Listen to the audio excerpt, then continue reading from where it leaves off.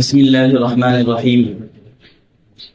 ظہر کے بعد کے مسائل کی آج کی آخری مجلس ہے، اس لیے عید کے تعلق سے کچھ اہم باتیں وقت سے پہلے بیان کی جا رہی ہیں تاکہ عید کے دن ہم سنت کے مطابق تیار ہو کر عید کی نماز کا اہتمام کریں۔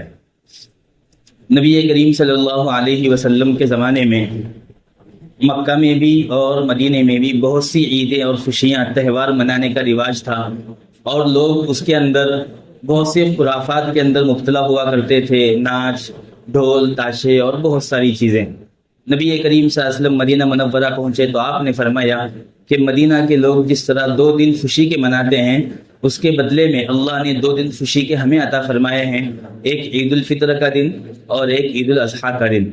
اس دن مسلمان کی سب سے بڑی خوشی اور خوشی منانے کا سب سے بڑا طریقہ یہ ہے کہ بندہ اپنے آقا و مولا، اپنے مالک کے سامنے اپنی پیشانی رکھ کر اپنے سارے گناہوں کی معافی مانگ لے۔ گناہوں کی مغفرت سے بڑھ کر اور کوئی خوشی کا موقع نہیں ہے۔ اس لیے عید کے دن عید خوشی کے اظہار کے طور پر دونوں عیدوں میں عید کی نماز واجب قرار دی گئی ہے۔ تو عید کے دن کا سب سے اہم عمل عید کی نماز ہے، اور عید کی نماز کی تیاریاں صبح ہی سے شروع ہوتی ہیں۔ تو مسلمان کی ذمہ داری ہے، جس طرح رمضان المبارک کے مہینے میں ہم سحری کے وقت میں اٹھتے تھے، تہجد کا اہتمام کرتے تھے، فجر کی نماز کا اہتمام کرتے تھے، تو رمضان ختم ہو گیا اور عید کا دن ہے، اس لیے پھر تہجد کی معافی اور فجر کی فرض نماز کی معافی ایسا نہیں ہے، بلکہ اس دن تو اور زیادہ اہتمام ہونا چاہیے۔ تو عید کے دن تہجد کی نماز، بلکہ عید سے پہلے والی رات بھی اہم ہے، مزدور کی مزدوری کا اور رمضان بھر کے اعمال کا بدلہ لینے کا موقع ہے، رات بھی عبادت میں گزارنے کی، اور صبح میں تہجد کا خاص اہتمام کرنے کی کوشش کریں گے، پہلا عمل۔ دوسرا، فجر کی نماز جماعت کے ساتھ پڑھنے کا اہتمام کریں گے، یہ دوسرا عمل۔ فجر کی نماز کے بعد، طلوع آفتاب کے بعد، زوال سے پہلے عید کی نماز پڑھی جا سکتی ہے۔ عید الفطر کی نماز ذرا دیر سے پڑھنی چاہیے تاکہ سب لوگ آسانی سے تیار ہو کر آ سکیں۔ عید الاضحیٰ کی نماز بقرعید عید کی جلدی پڑھنی چاہیے تاکہ جلد سے جلد قربانی کی جا سکے، ہے نا۔ تو عید الفطر کی نماز ذرا دیر سے بھی ہو تو بھی نبی کریم صلی اللہ علیہ وسلم نے فرمایا فجر کی نماز کے بعد بندہ جتنے جلدی ہو سکے اپنے ضروریات سے فارغ ہو کر صبح سویرے جلد سے جلد عیدگاہ اور عید کی نماز جہاں پڑھنی ہے وہاں پہنچنے کی کوشش کریں۔ اس لیے ہم انشاءاللہ وقت سے آدھا پون گھنٹہ 1 گھنٹہ پہلے عید کی جگہ پر پہنچنے کی کوشش کریں گے۔ دوسرا، عید کے دن بننے سورنے، اچھے سے اچھا بننے کی نبی کریم صلی اللہ علیہ وسلم نے ترغیب دی ہے۔ تو اچھے سے اچھا بننے سورنے میں اچھے کپڑے پہننا آ گیا۔ اگر نئے کپڑے اللہ توفیق دے تو نئے کپڑے پہننا چاہیے۔ اگر نئے کپڑے کسی وجہ سے ہم نہیں سلا پائے ہیں تو نئے کپڑے سلانے چھونا عید کو ایسا شریعت کی طرف سے ضروری نہیں ہے، بس خوشی کا موقع ہے اس لیے ہم نئے کپڑے سلاتے ہیں۔ اگر کسی وجہ سے نئے کپڑے نہیں سلائے تو اپنے کپڑوں میں جو سب سے اچھے کپڑے ہیں وہ ہم پہننے کا اہتمام کریں۔ پھر استری وغیرہ کا اہتمام بھی بننے سورنے میں داخل ہے۔ عطر اور خوشبو کا استعمال کرنا یہ بھی بننے سورنے میں داخل ہے۔ سرما لگانا اور امامہ صافہ وغیرہ پہن سکتے ہیں تو وہ پہننا، یہ بھی سب بننے سورنے میں داخل ہے۔ تو عید کی ساری تیاریاں کر کر جتنے جلد ہو سکے عیدگاہ پہنچنے کی ہم کوشش کریں گے۔ عیدگاہ پر نماز پڑھنے والے، اور ہماری مسجد میں بھی ماشاءاللہ عید کی نماز ہوتی ہے، جو یہاں پڑھنا چاہتے ہیں وقت سے پہلے ہم انشاءاللہ یہاں پہنچنے کی کوشش کریں گے۔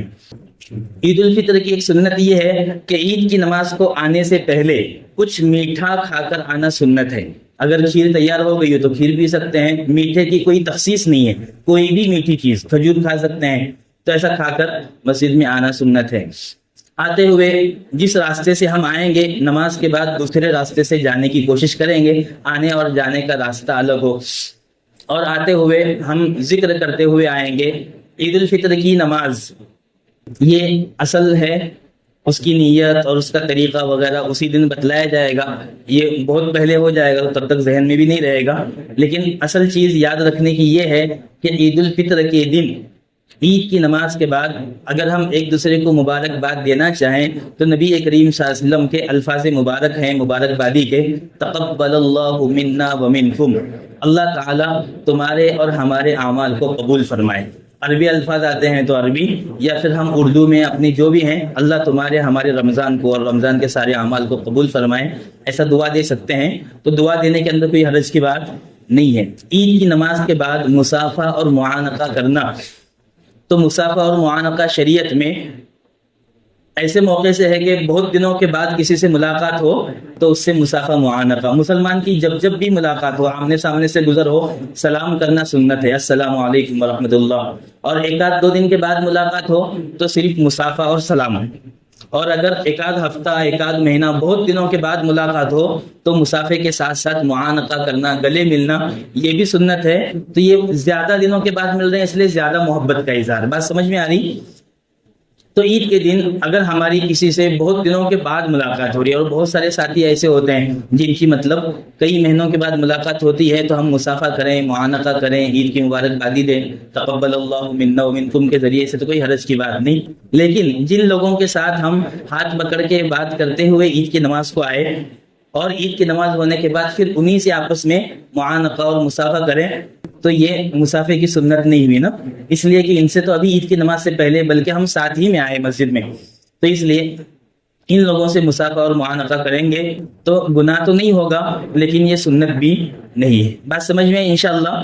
اور عید کے دن خاص کر اللہ کو راضی کرنے کا دن ہے، تو اس دنوں میں اپنے آپ کو گناہوں سے خاص کر بچانے کا اہتمام کریں گے۔ اکثر نوجوان ساتھی یہ سمجھتے ہیں کہ عید کا دن ہے، خوشی کا دن ہے، اس کا مطلب کوئی بڑی پارٹی کرنے کا یا کوئی اچھی سی فلم دیکھنے کا وغیرہ، اس طرح کا پلان بناتے ہیں، منصوبہ بناتے ہیں، تو اس کا مطلب ہوا کہ نماز پڑھ کے ہم نے اللہ کو خوش کیا اور فوراً کوئی بڑا گناہ کر کے اللہ کو ناراض بھی کر دیا، حالانکہ یہ دن تو اللہ کی ناراضگی سے اپنے آپ کو بچانے کا۔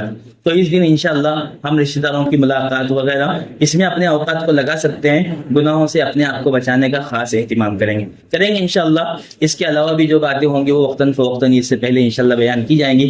اللہ تعالی ہم تمام کو یہ رمضان کے پورے سلسلے میں جو ضرورت کے مسائل تھے اس لیے بیان کیے گئے کہ مسلمان کا کوئی عمل بغیر سیکھے نہیں ہے، اس لیے ہر عمل زندگی کا ہمیں علماء کرام سے پوچھ کر سیکھنا ہے انشاءاللہ۔ تو یہ رمضان کا سبق ہے، گویا پوری زندگی کوئی بھی عمل ہمارے گھر میں کوئی بھی پروگرام ہونے والا ہو تو اس سے پہلے ہم علماء سے معلومات کریں، اس کے مسائل معلوم کریں، اس کے بعد انشاءاللہ ہمارا عمل بھی صحیح ہوگا اور اس کے گناہ سے ہم بچ جائیں گے۔ اللہ تعالی ہم تمام کو دین کی ساری باتیں سیکھ کر عمل کرنے کی توفیق عطا فرمائے، اور نہیں معلوم ہونے کی وجہ سے غلط عمل کر کے وبال کمانے سے اللہ تعالی ہماری بھی اور پوری امت کی بھی حفاظت فرمائے۔ وآخر دعوانا الحمدللہ رب العالمین۔ سنت پڑھ لی۔